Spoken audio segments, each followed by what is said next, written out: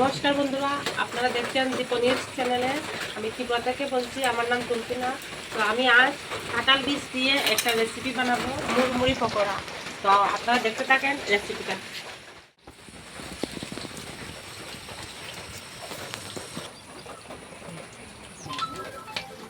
তো বন্ধুরা দেখেন, আমি কাঁঠাল বীজগুলো ছুলে নিয়েছি। এখন সবটাকে আমি ধুয়ে নেব।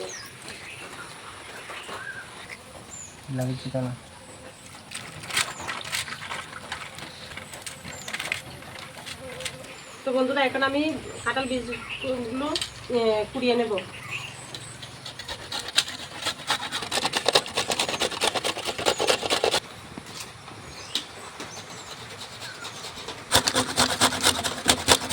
তো বন্ধুরা এখন আমি শিলাতে চালগুলো বেটে নেব।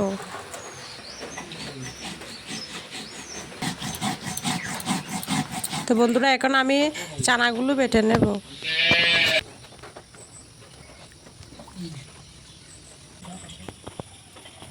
বন্ধুরা আমার চানা বাটা হয়ে গেছে।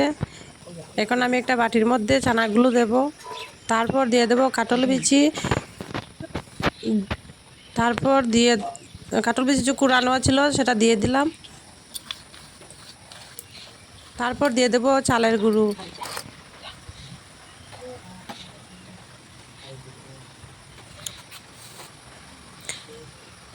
পরিমাণ মতো দিয়ে দিলাম চালের গুঁড়ো। তারপর দিয়ে দিলাম পেঁয়াজ কুচু।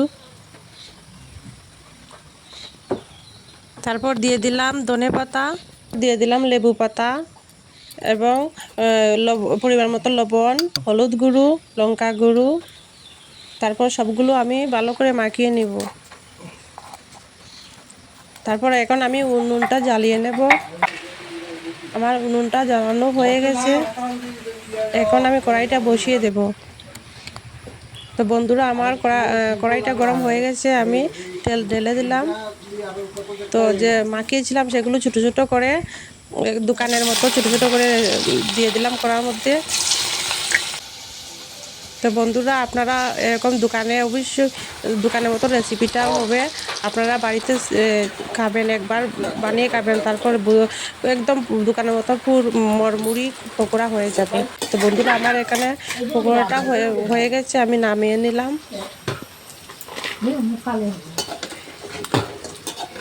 তো আপনারা অবশ্যই বাড়িতে একবার বানিয়ে খাবেন।